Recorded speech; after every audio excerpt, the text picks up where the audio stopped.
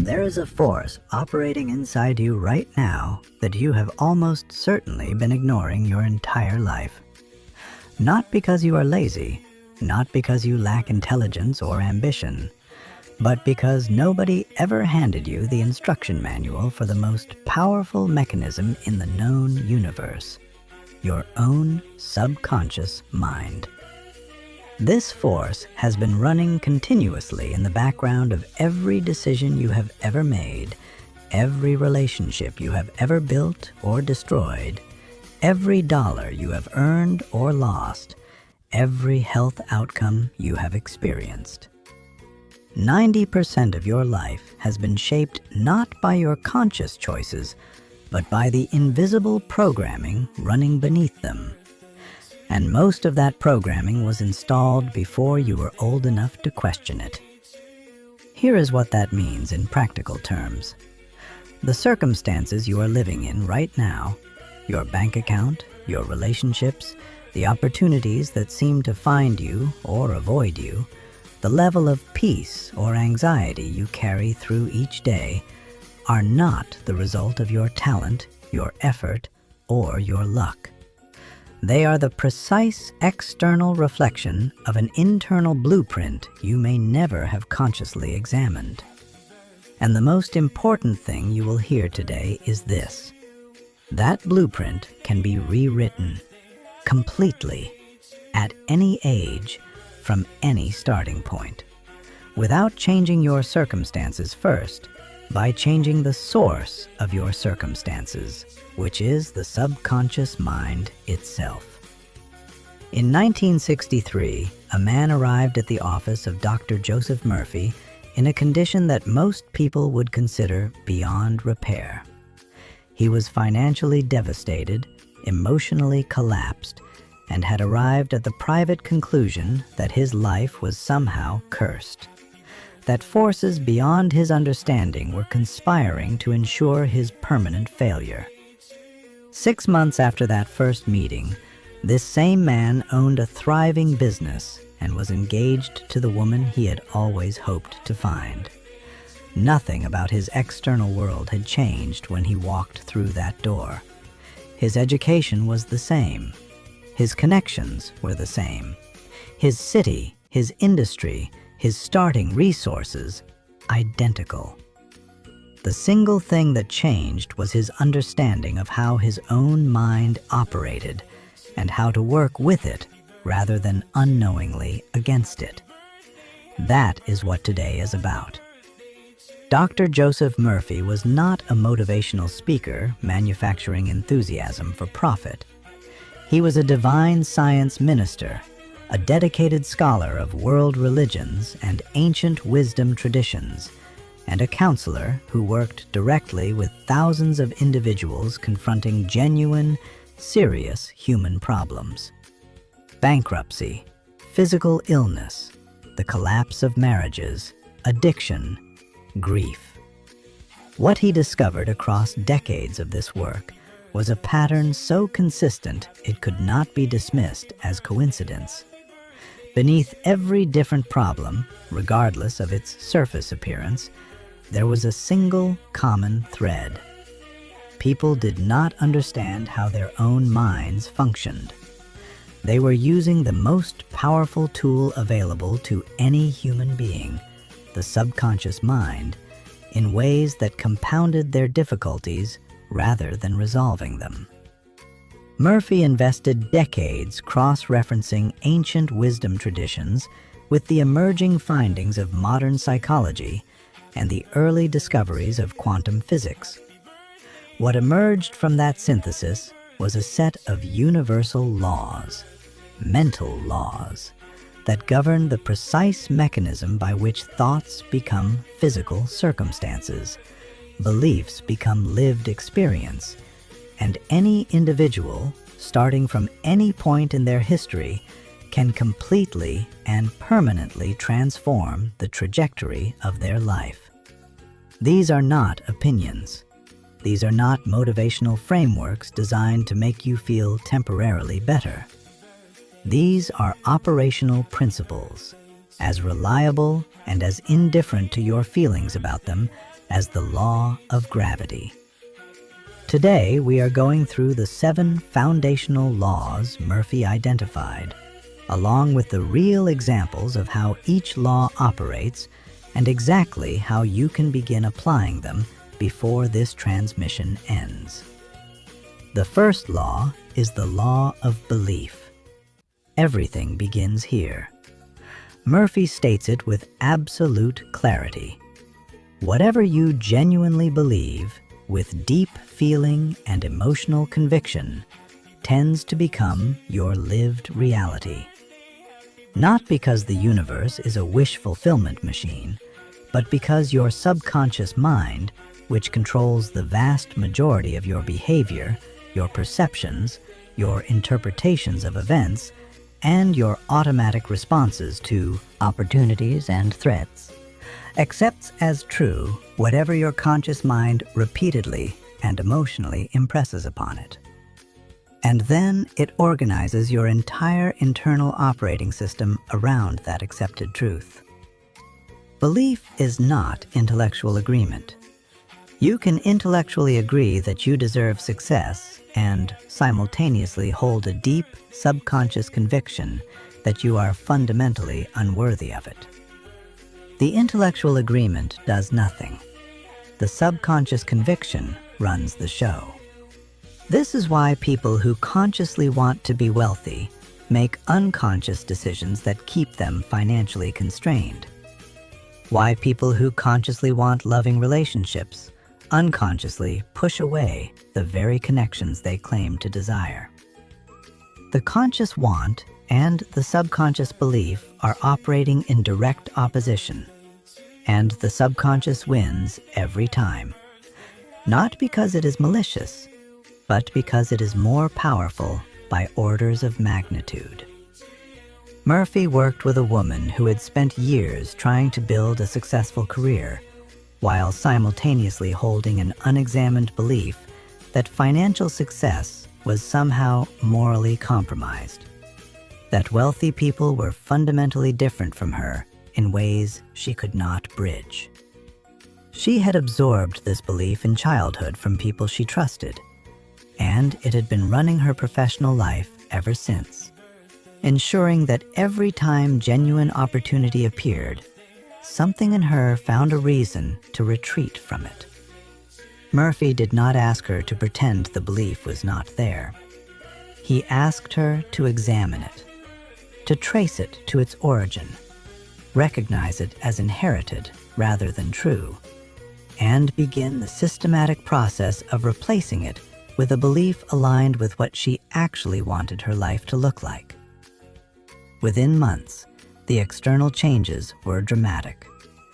Not because the world had changed, because her internal operating instructions had.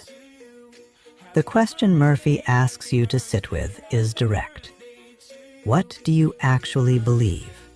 Not what you wish you believed, not what you tell yourself you believe, but what your consistent results suggest you believe about your health, your financial situation, your relationships, your fundamental worthiness to receive what you desire. Because your circumstances are not your enemy. They are your feedback. They are showing you with precise accuracy what is currently running in the subconscious programs beneath your conscious awareness. And the moment you take that seriously, everything becomes possible. Because you can change a program. You cannot fight a circumstance. The second law is the law of mental equivalence. This is where Murphy's framework becomes uncomfortably precise.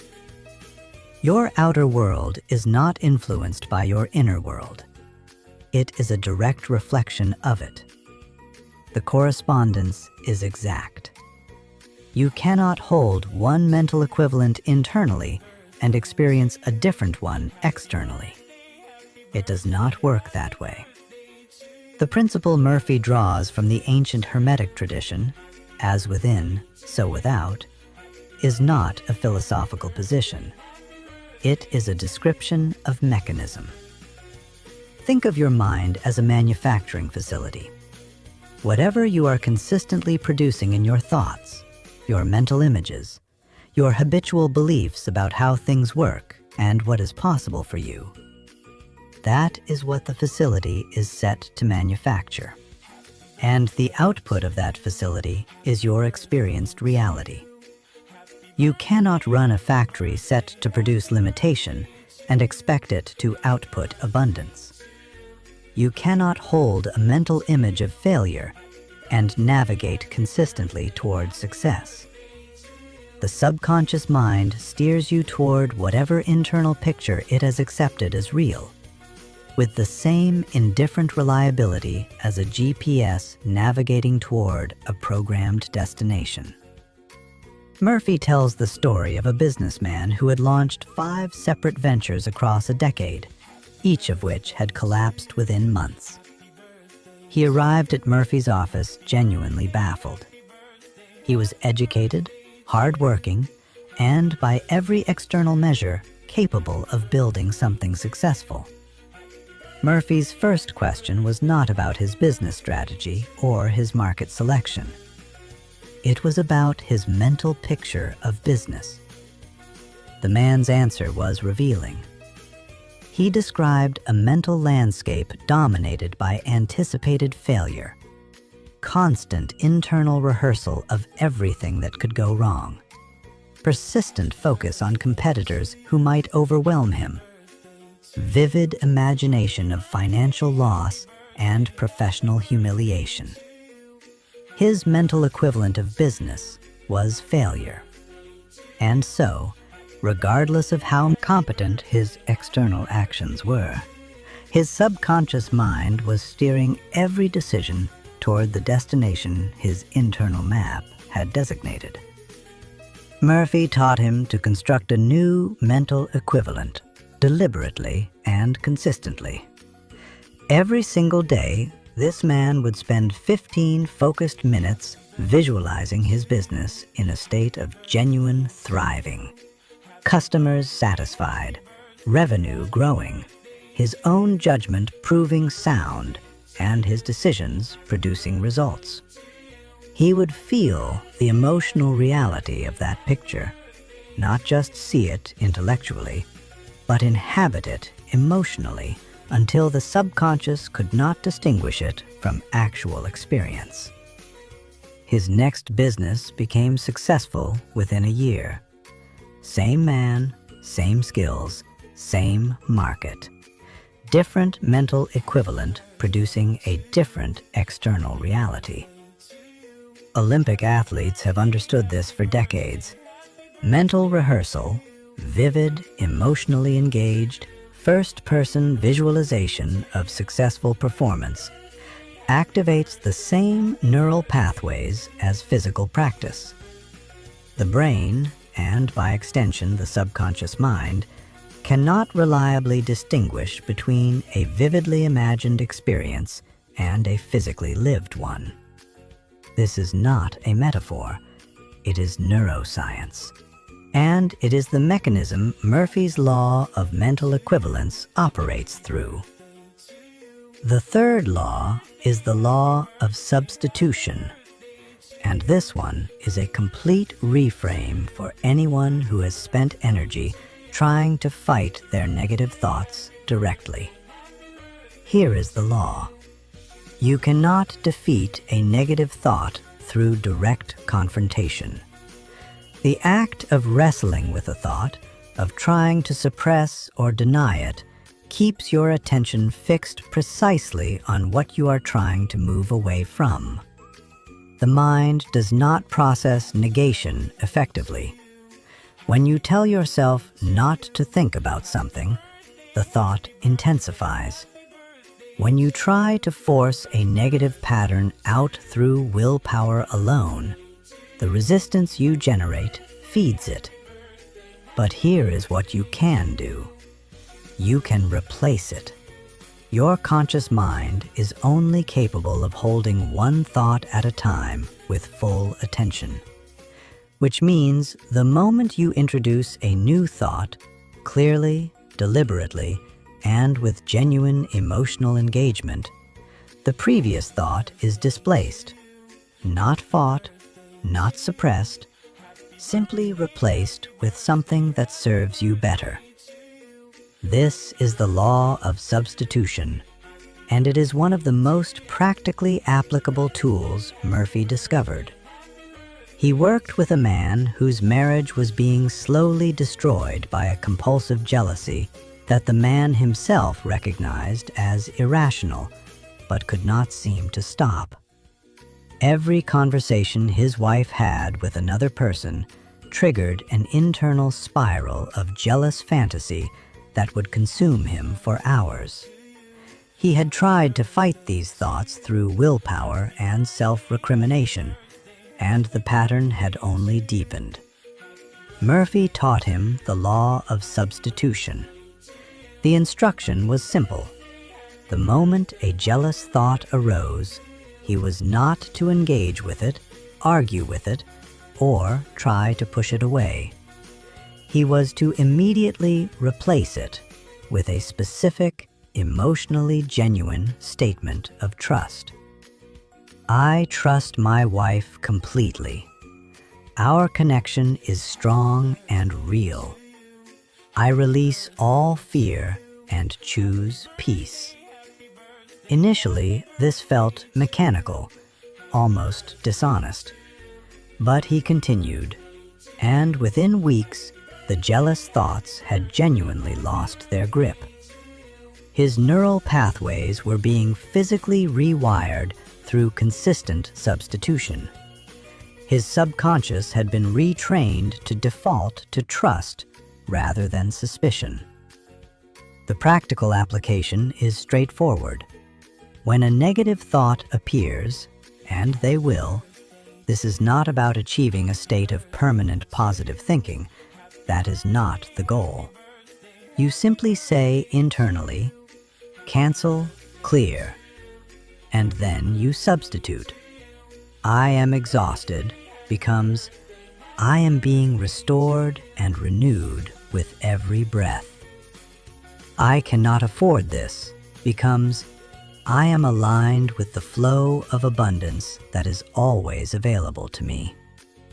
Nobody values what I offer becomes I attract people who genuinely recognize and appreciate what I bring.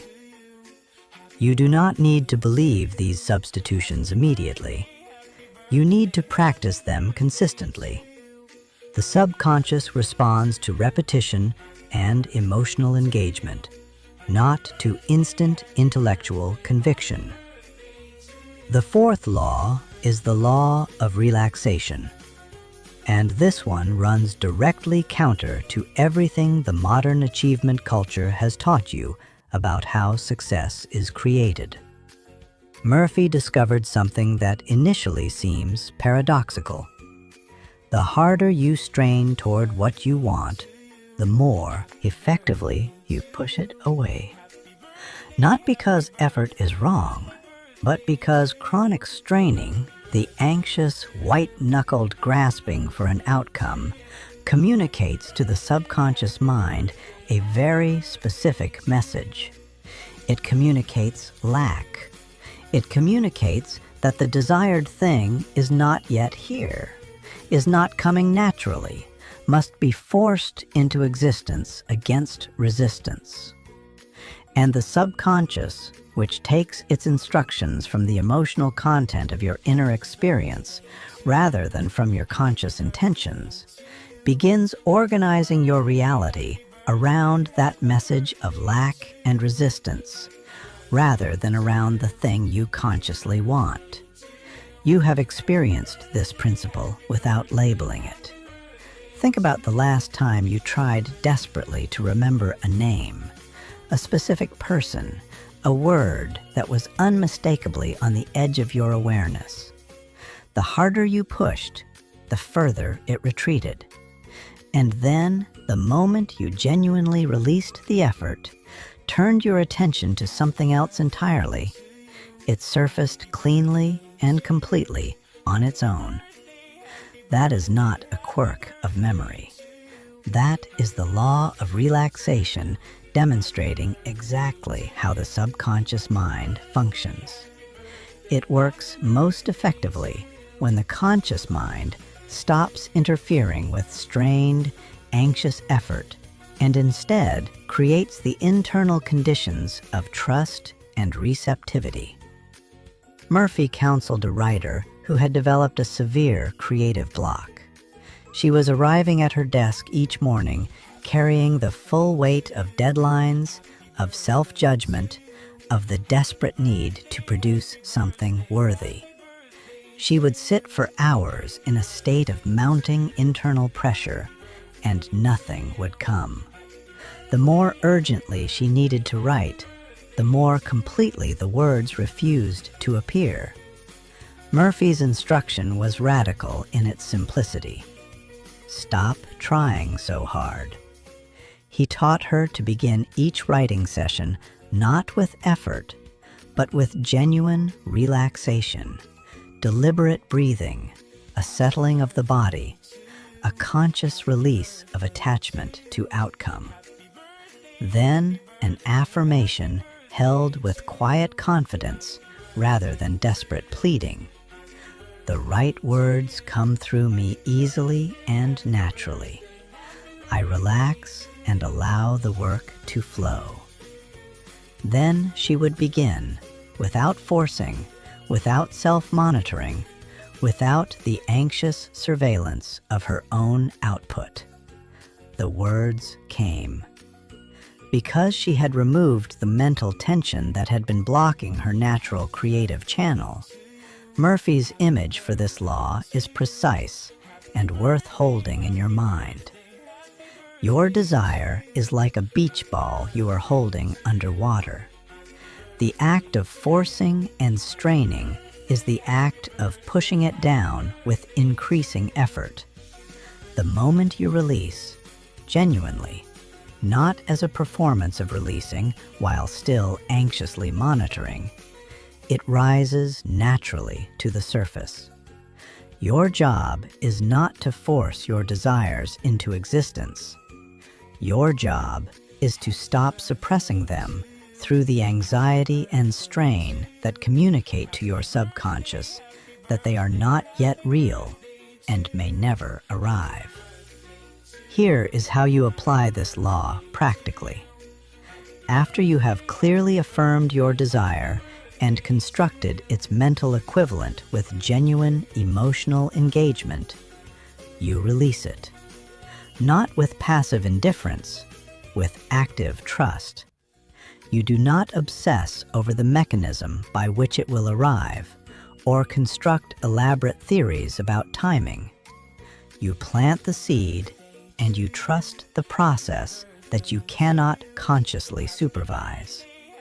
You develop a daily practice of genuine relaxation, breathing, stillness, meditation, whatever form allows your body to release its chronic holding, because a relaxed body is a receptive mind. And when you notice yourself straining around a particular goal, when you feel the tightening of anxiety or the grasping quality of impatience, you stop. You breathe. You return to the internal statement, I relax completely and trust that what I have planted is already growing. Everything I need is already in motion. The fifth law is the law of subconscious activity. And once you fully absorb this one, you will never again waste the hours between consciousness and sleep. Here is what Murphy established. Your subconscious mind does not rest.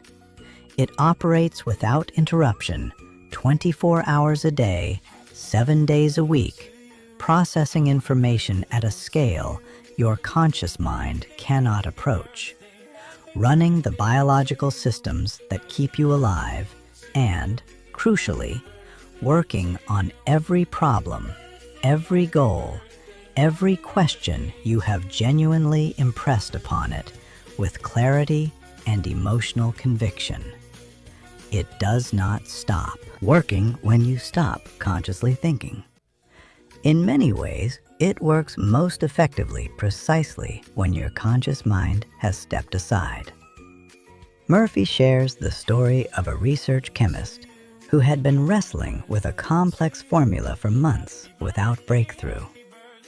The problem was real, the stakes were significant, and after sustained effort had produced nothing, the chemist made the decision that felt like surrender, but turned out to be the most productive choice he could have made. He set the problem completely aside and took a vacation. On the third day, while fishing, his conscious mind entirely occupied with the immediate sensory experience of the moment, not touching the chemistry problem at all. The complete solution arrived in his awareness fully formed. Every component, every step, perfect and complete. His conscious mind had not solved it. His subconscious had continued working throughout the weeks of apparent silence. And when the solution was ready, it delivered it. Your subconscious mind functions like a processing system of effectively unlimited capacity. But unlike a conventional computer, it cannot be effectively programmed through intellectual instruction alone. It responds to impression, to clearly stated, emotionally charged input, delivered in a state of genuine receptivity. And the most receptive state available to you occurs every single night in the minutes just before sleep, when your conscious mind has begun to loosen its grip, but your subconscious remains fully active and unusually open to suggestion. Murphy calls the technique he developed for this threshold the sleep technique, and it is among the most practically powerful tools in his entire body of work. The method is this. In the final minutes before sleep, when your eyes are closed and your body is relaxed, and your conscious mind is drifting, you clearly state your desire or your question, not as a plea, not as a request directed at some external force, but as an already accomplished fact delivered with genuine gratitude.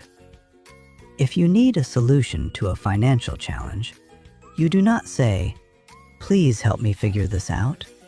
You say, "The perfect solution is already present. Infinite intelligence has already resolved this. I fall asleep in complete gratitude, knowing the answer is already here." Then you release it entirely and allow sleep to come. Your subconscious carries that final impression into the night and works on it continuously.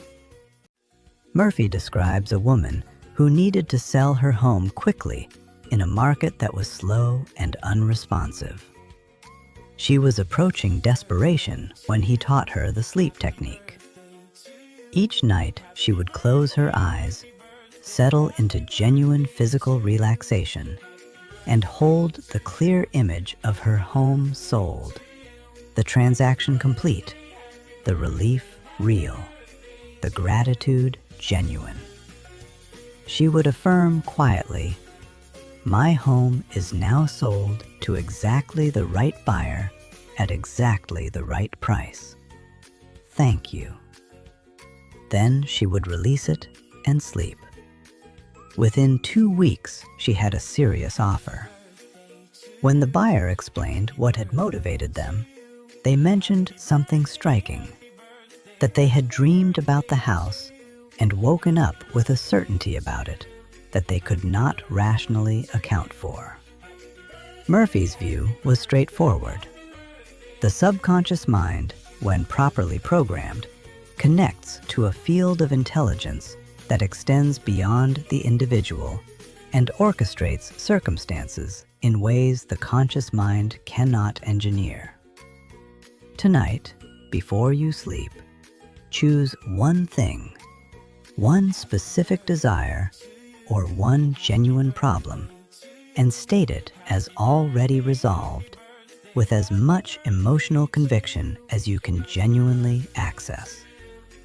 Then release it and sleep. Do this for 21 consecutive nights and pay close attention to what surfaces in your awareness, in your circumstances, and in the ideas that arrive unexpectedly in the days that follow. The sixth law is the law of practice. And this is the law that separates the people who experience genuine transformation from the people who encounter these principles, feel temporarily inspired, and return within days to exactly where they started. Murphy is unambiguous. The subconscious mind learns through repetition, not through logic, not through a single powerful insight, through consistent, emotionally engaged, daily practice, repeated until the new pattern becomes the automatic default. You can understand these laws completely at the intellectual level, and have that understanding produce no lasting change whatsoever. Because intellectual understanding is not how subconscious reprogramming works. Consider how you learned to drive. The first time you sat behind the wheel, every component of the process required deliberate, conscious attention simultaneously. The mirrors, the pressure on the accelerator, the steering, the awareness of other vehicles, the timing of braking, it was genuinely overwhelming.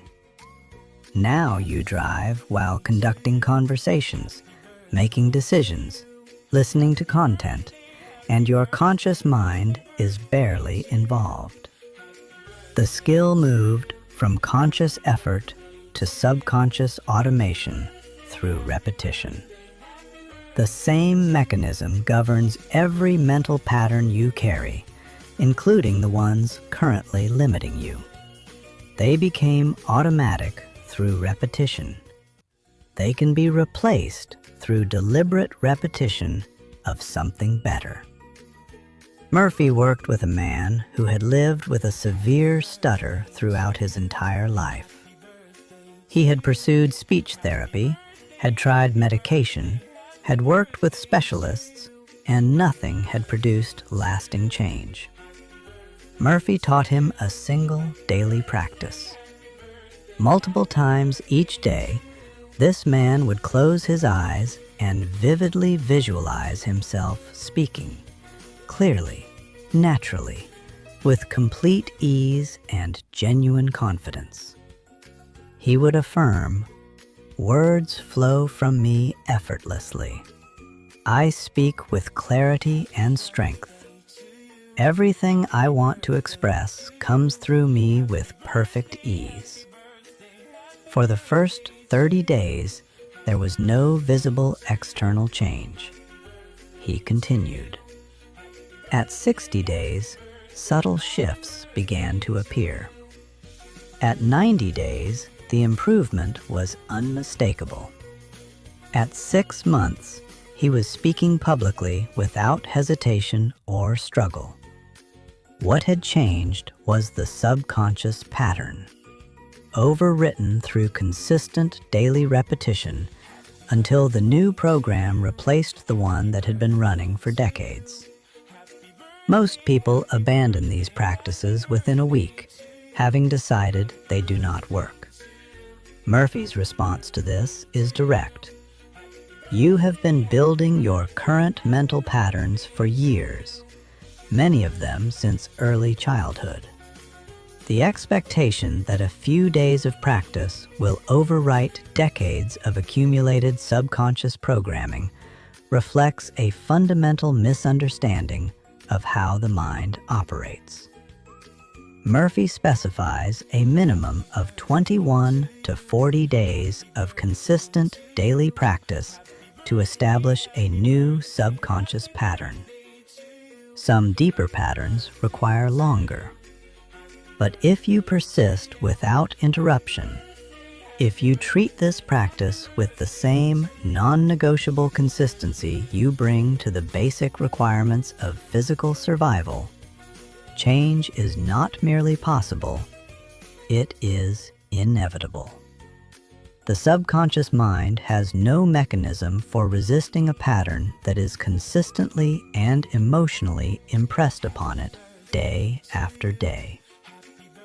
The seventh law is the law of forgiveness, and Murphy considered this perhaps the most transformative of all seven, because its absence makes every other law significantly less effective. Here is what he discovered. Unforgiveness, sustained resentment, unresolved anger, the emotional charge of old hurt kept alive through repeated mental rehearsal, functions as a direct obstruction to every good thing you are attempting to create. Not metaphorically, mechanically. Because your subconscious mind cannot simultaneously hold a vibration of resentment toward your past and a genuinely open receptivity to a different future. The emotional energy of unresolved grievance keeps your entire internal system anchored to the experience that generated it, replaying it, reinforcing it, and attracting circumstances that resonate with its frequency. Murphy counseled a woman who had been financially and professionally devastated by a business partner who had betrayed her trust completely, taking her savings, her reputation, and the business she had built over years. She arrived carrying rage of a kind that had become the organizing principle of her daily existence. Every thought eventually returned to what had been done to her and what she intended to do in response. Murphy told her something that initially felt like an insult. Your unforgiveness is causing you more damage than he ever did. She was furious. But Murphy pressed the point. Every hour you spend in resentment is an hour your subconscious is generating more negativity in your life. You are not punishing him. He is largely unaffected. You are punishing yourself with your own mental and emotional energy continuously at significant cost to your own future. He gave her a forgiveness practice. Each day she would repeat with as much genuine intention as she could access. I fully and freely forgive this person. I release them completely to their own path. I am free. At first, the words felt entirely false, a performance rather than a reality. She continued anyway, and something shifted. Not immediately, not dramatically, but gradually and then unmistakably. The anger lost its chronic grip on her attention. New opportunities began appearing that her previous state of sustained resentment had made her unable to notice or pursue. Her physical health improved. She later described the experience in terms that Murphy found confirmed everything he understood about this law. Forgiveness did not excuse what happened. It freed me from carrying it as a permanent weight. The spiritual principle Murphy identifies beneath this law is precise. Whatever you hold against another person, you hold against yourself. Because at the level of the subconscious mind, the separation between self and other is less absolute than the conscious mind assumes. The hatred you direct outward generates a matching vibration within your own system and attracts experiences that resonate with it. The moment genuine forgiveness occurs, not performed forgiveness, but the actual internal release of emotional charge. An enormous amount of previously blocked energy becomes available for constructing something new. And Murphy insists that this forgiveness must include yourself. The guilt, the shame, the compulsive return to past failures and past mistakes, these are forms of unforgiveness directed inward, and they block the future with the same effectiveness as resentment directed outward. You must release yourself from the past with the same completeness you extend to others. Your subconscious is listening to how you speak about your own history. When you genuinely forgive yourself, when you recognize that you operated from the level of understanding and awareness available to you at the time, and that you are now operating from a different level, you give yourself permission to build something genuinely new. So here are the 7 laws Joseph Murphy spent his life proving are real, reliable, and available to every human being without exception. The law of belief. Your deeply held convictions shape your experienced reality with more precision than any external circumstance. The law of mental equivalence. Your outer world is the exact mirror of your inner world. The law of substitution. You cannot fight a negative thought. You can replace it with one that serves you. The law of relaxation. Straining and forcing push away what trust and receptivity would allow to arrive naturally. The law of subconscious activity. Your subconscious never stops working. Program it wisely, especially in the moments before sleep. The law of practice. Consistent, emotionally engaged repetition is the only mechanism by which lasting subconscious change occurs. And the law of forgiveness. Releasing resentment and self-judgment is not weakness. It is the prerequisite for everything else these laws can produce. Here is the only question that matters now. What are you going to do with this? Because Murphy was clear on one point above all others, information without application produces nothing. You can spend the rest of today feeling the resonance of these principles and return tomorrow to the same mental patterns that have been producing your current circumstances. Or you can make one decision right now in this moment and commit to a 40-day experiment. Choose the single law that feels most urgent, most directly relevant to the gap between where you are and where you know you are capable of being. Build a practice around it. 5 to 10 minutes each morning. Consistent, non-negotiable, emotionally genuine rather than mechanically performed. 40 days without exception. Murphy said it plainly. You are the captain of your soul and the master of your circumstances. Not because your life will become free of difficulty, it will not, but because you now hold the understanding that your internal state is not the helpless product of your external situation. It is the cause of it, and a cause can be changed. These laws are not theories waiting for verification. They are operating in your life right now, producing your current results, either consciously directed by you or running on old programming installed before you knew better. Today is the day you take the controls.